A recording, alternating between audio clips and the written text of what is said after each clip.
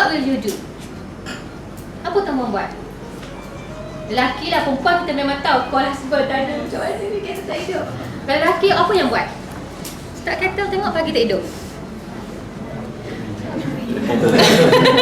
Pertama sekali cek minyak dulu.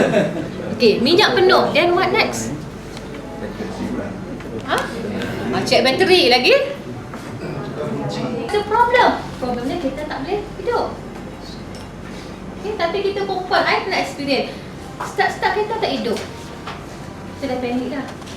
Okay, rupa-rupanya gear kita kalau automatic tu duduk di the simplest error yang kita selalu buat. But we do research, kita selidik. Okay, and then fenomena yang lain ya, kalau dalam kilang, selalu pengeluaran kilang merosot dalam organisasi. Okay, ataupun tiba-tiba you tengok ya, satu tu ramai pelajar yang ponteng kuliah. Timbul persoalan, why? What's the reason of this phenomena? Okay, fenomena yang lain kita tengok sekarang banyak sangat keruntuhan akhlak. Kan? Keruntuhan akhlak tu jadi sesuatu yang biasa sekarang ni. Kita tengok ramai orang Islam kita bersekedudukan, hidup tak kahwin. Kan? Pakaiannya kita tak kenal. Melayu ke bukan Melayu? Nampak tak nampak? Nampak tak nampak pakaian? Okay? So you can see. So dan kita pasal apa sebenarnya yang menyebabkan benda ni berlaku? Okay? So semua ya, fenomena ni merupakan satu fenomena yang memerlukan satu penilaian yang rapi. Okay, kita perlu mendapat jawapan kepada persoalan-persoalan ini. Okay? Dan ada kalanya dalam nak menjawab persoalan-persoalan ini, ada kalanya kita menggunakan peralatan-peralatan tertentu. Contohnya nak cek kereta. Okay, kita kena adalah tools dia kan. Itu dia cek kereta. Untuk cek masalah, nak tahu kenapa sesuatu benda itu berlaku, perlu menyelibatkan penyelidikan. Okay? So that's why saya kata penyelidikan ni is not something new kepada kita. Anak kita sakit, kita buat research. Kenapa anak kita sakit? Kenapa tiba-tiba hari ni meragak? Cek perut dulu. Tengok perut okey. Cek badan panas ke tidak. Tengok mata dia merah ke tidak. It's all a research. Okay, so this is not something new ya. Okay, so secara akademiknya, okay, menurut Sekaran ya, this is a book yang commonly being used by undergraduates and postgraduate students ya. Sekaran dia kata yang pendidikan ni merupakan satu proses mencari penyelesaian kepada satu masalah.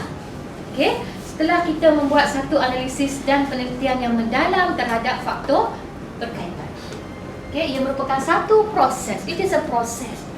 Okay, untuk kita mencari penyelesaian kepada sesuatu masalah. Kita buat research untuk mengenal pasti masalah. Once ada masalah, kita buat research. Okay, so research ni dalam arti kata lainnya is a arts of discovery. Satu seni. Okay, satu seni penemuan. It's an art of discovery, yang mana ianya mungkin satu seni untuk menyingkap sesuatu yang baru. It's a new knowledge. Ataupun ya, bukan sesuatu yang baru, tapi we use a new methods. Methods yang baru. Contoh yang senang saya boleh bagi. Dulu, zaman tok nenek kita dulu, dia kata telur ayam ni cukup baik untuk kesihatan. Nak menghaluskan muka, pakai telur ayam. Bubur madu, tempek kat muka, dia jadi lembut.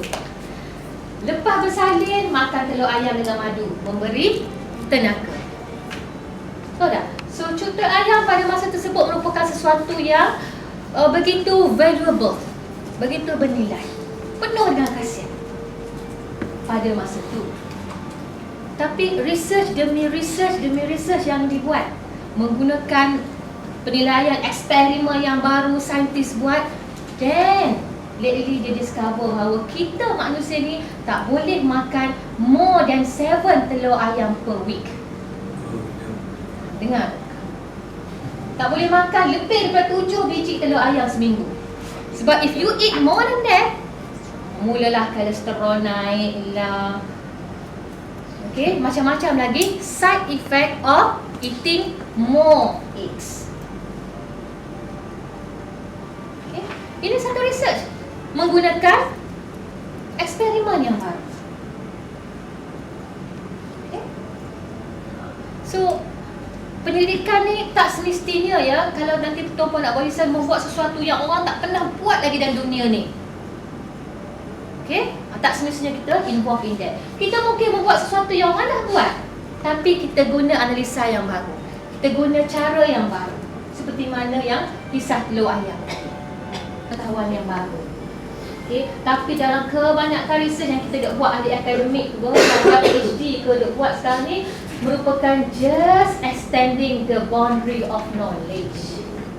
Orang kata memanjangkan saja lagi the boundary of knowledge, so that knowledge tu akan bertambah, berkembang. Okay? Nanti Cik Zul, Cik Razin nak buat research, buat thesis nanti, don't aim for saya nak buat excellent, nak jadi excellent student, buat something orang tak pernah buat lagi. 4 tahun lagi pun you won't finish your masters. Okay, just extending. Itulah peranan kita punya. Sekarang ni kita adalah memahami dan menyelidiknya untuk digunakan bagi manusia sejagat. Kita orang Islam. Okay, contohnya ya, pasir.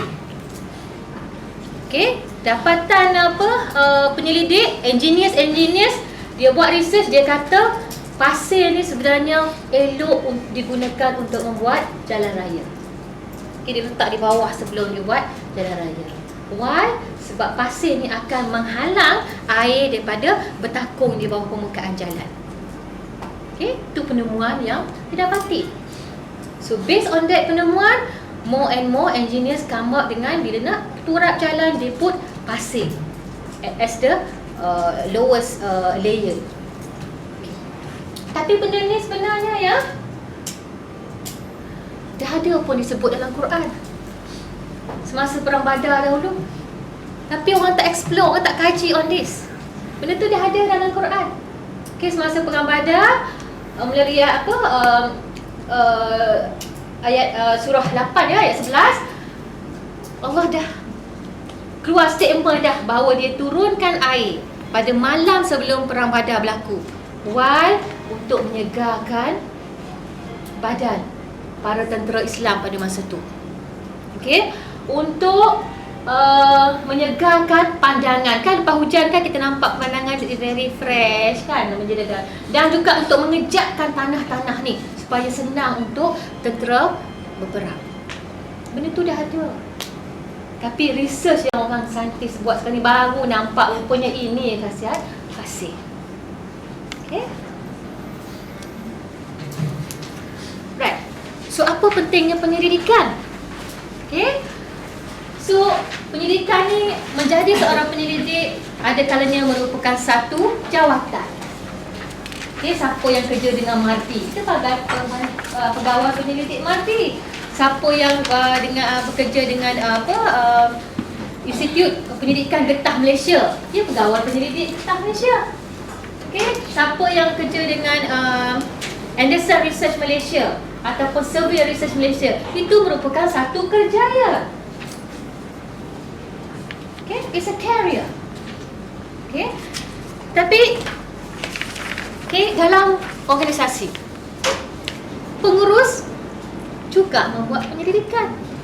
Di private institutions, mereka juga membuat penyelidikan. Kalau tak buat penyelidikan pun, they use output yang penyelidikan yang dibuat. Contohnya, kalau kita nak buka kedai cawangan, nak buka satu cawangan baru, Simat contohnya.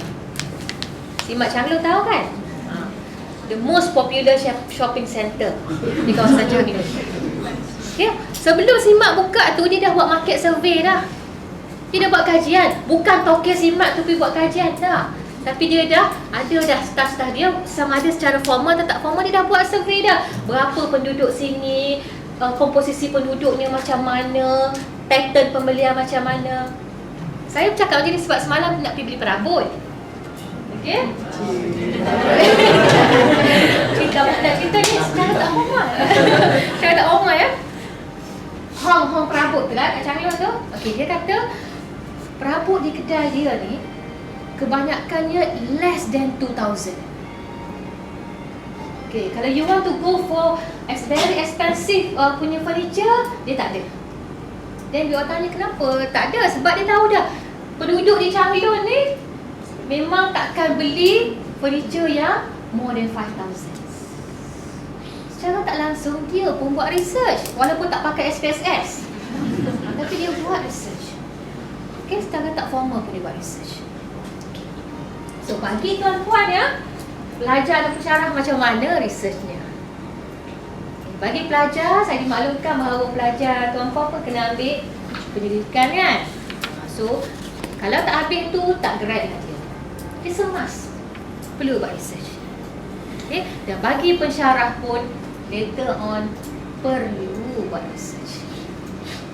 Okay, mula-mula kita go for grant yang 3,000 macam kami di UUM kan. Mereka awal junior lecturer ni mesti bagi grant 3,000 dulu. Buat a small research dulu.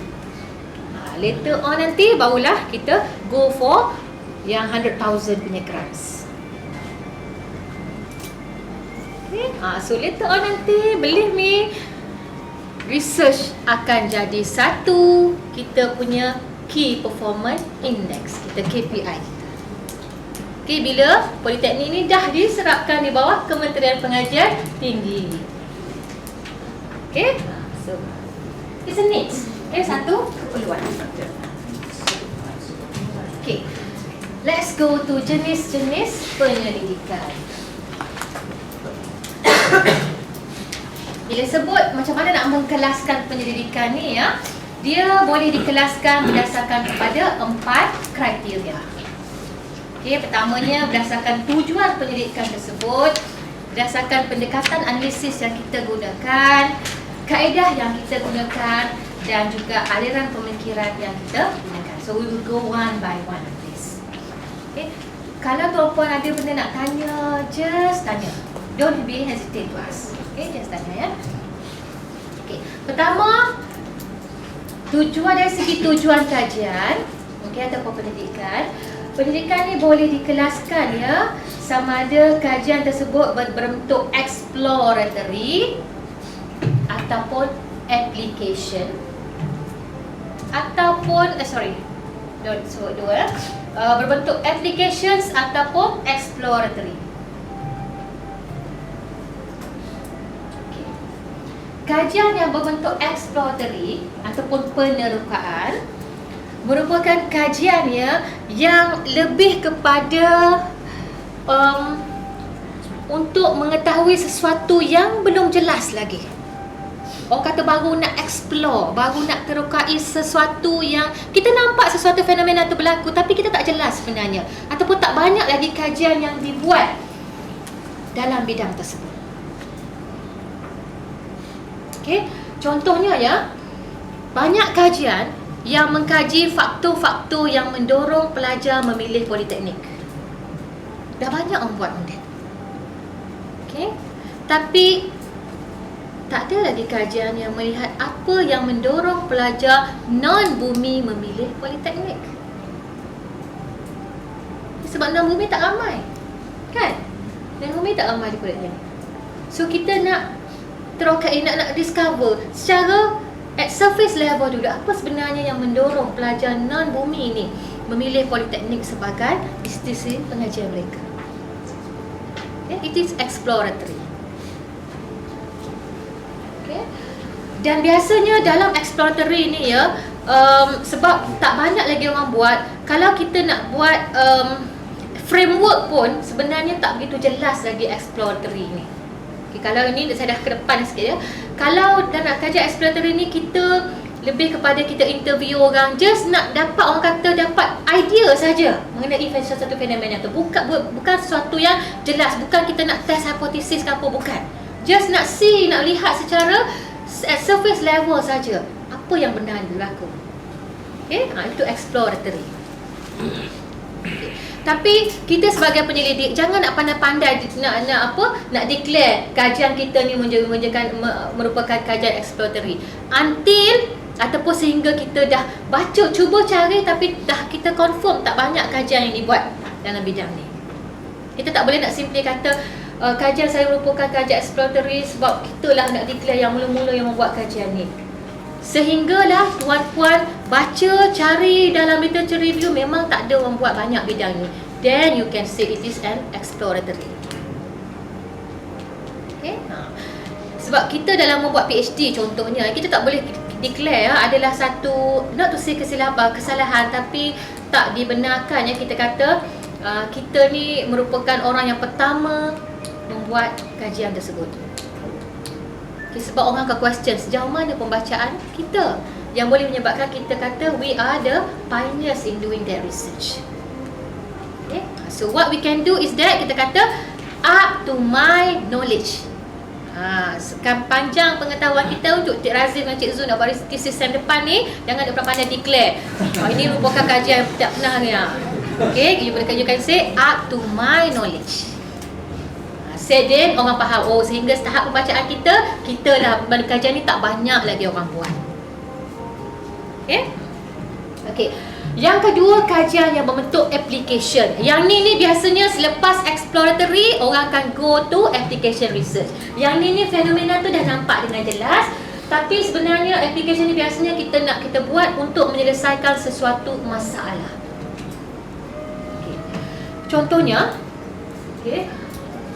Puan Ketua Jabatan mendapati sejak akhir-akhir ni prestasi pensyarah ni merosot.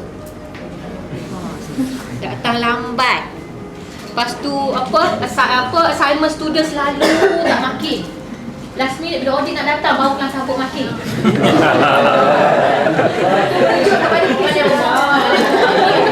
Mau sabuk ni pihak timbalan pengarah nak buat observation baru nak prepare. Puan Ketua Jabatan mendapati ada petanda-petanda yang menunjukkan bahawa prestasi lecturer ni semakin merosot kebelakangan ni. Itu fenomena tu, nampak masalah tu. Timbul persoalan, apa sebenarnya yang berlaku? Apa sebenarnya yang menyebabkan benda ni berlaku? Okey? Lepas tu kita observe, kita dapati mungkin lecturer ni tak berapa suka datang pukul 8 balik pukul 5.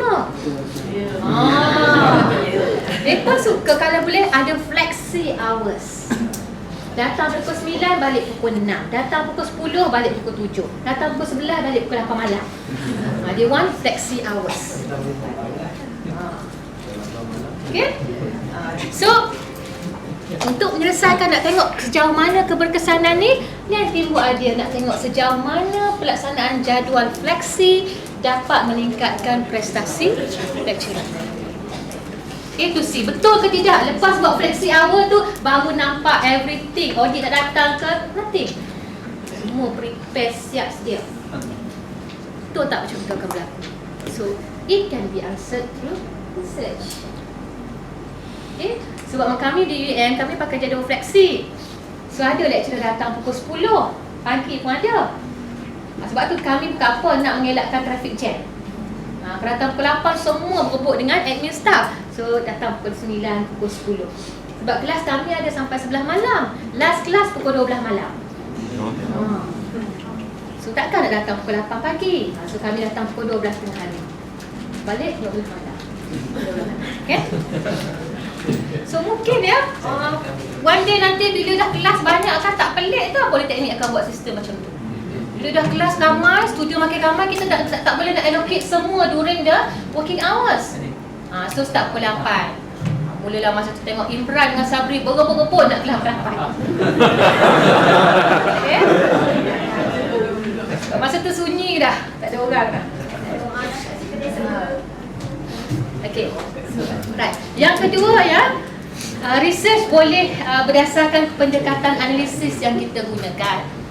Okay. Ada research yang kita panggil research kuantitatif dan ada research yang kualitatif. Okay. Kuantitatif ni biasanya kita menggunakan sesuatu pemboleh ubah yang kita boleh ukur. Atau dengan kata lain, bila sebut kuantitatif ni, research yang berbentuk numbers, numerical numbers. We play with numbers. Itu yang wujudnya package SPSS, untuk menganalisa kajian-kajian yang berbentuk kuantitatif. Okey, contohnya berbentuk kuantitatif, biasanya kita boleh ukur kepuasan kerja ni macam mana. Kita boleh ukur ataupun kita letakkan satu number yang menggambarkan prestasi kerja, satu number yang menggambarkan kepuasan kerja. Cara dia macam mana? Kepuasan kerja contohnya kita ada 10 soalan statement yang mengukur kepuasan kerja. Dan ada prestasi kerja diukur macam mana contohnya? Apa dia? Markah PTK contohnya. Dapat 99.9%.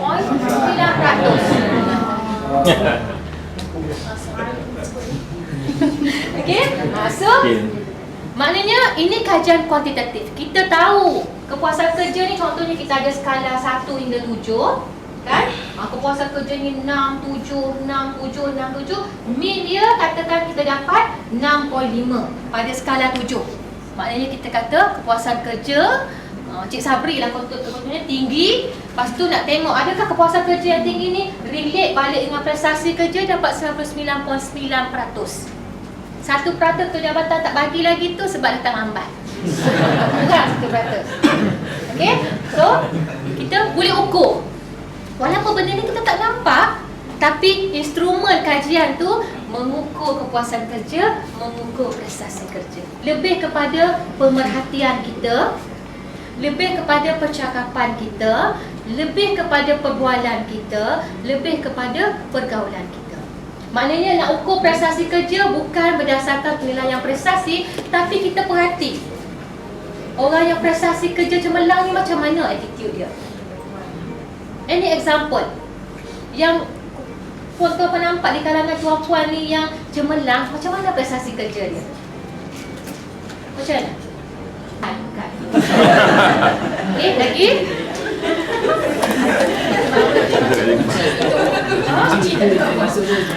Macam mana ya? Bila kunci. Oh, masuk buka pintu. Masuk juga. Oh, iklan pintu kah? Okay? So you observe. Itu kajian kualitatif. Okay. So benda ni biasanya kualitatif ni banyak berlaku dalam marketing. Okay?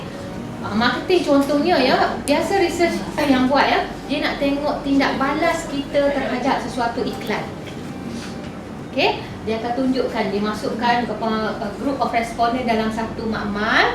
Dia tunjukkan, okay, kalau misalnya kereta wajah ni warna ni, dia tengok gerak balas anak mata kita macam mana. Kalau kereta wajah ni kita tukar warna dia bubuh warna pink, macam mana anak mata kita. Dia nak tengok tarikan reflection mata terhadap warna. Itu macam contoh kajian kualitatif yang tak ada nombor, doesn't involve any numbers, kualitatif. So yang ni kalau tuan-puan nak involve, saya pun tak begitu recommend lagi lah. Buat yang kuantitatif dulu. Yang ni memerlukan contohnya bila kita nak interview. Okay, ada lecturer kita yang buat dia nak lihat tingkah ataupun tingkah laku banduan yang menghadapi kematian. Yang nak ni banduan yang almost dah tunggu nak ni. Okay, so dia buat kajian dia. So dia pergi setiap penjara dan interview. Dia ambil record macam mana expression muka banduan, how they feel. Dia tak tanya likat scale. Saya merasa takut menghadapi kematian. Likat 1 hingga 7. Saya tidak gentar menghadapi maut. Dia tak tanya macam tu. Tapi dia buat interview, dia pasang macam tu lah, tape macam tu. Dia tengok macam mana ekspresi, gerak tangan tau. Dia tengok kadang-kadang dalam TV kan, ditunjuk cara orang pegang. Ada semua ni dah menunjukkan, menampilkan kita punya emosi. cara kita bercakap, macam mana pergerakan tangan kita. Okay, semua tu dikaji. And to see macam mana emosi, macam mana reflection orang-orang yang berada dalam peringkat macam ni. Okay, itu research. Itu research.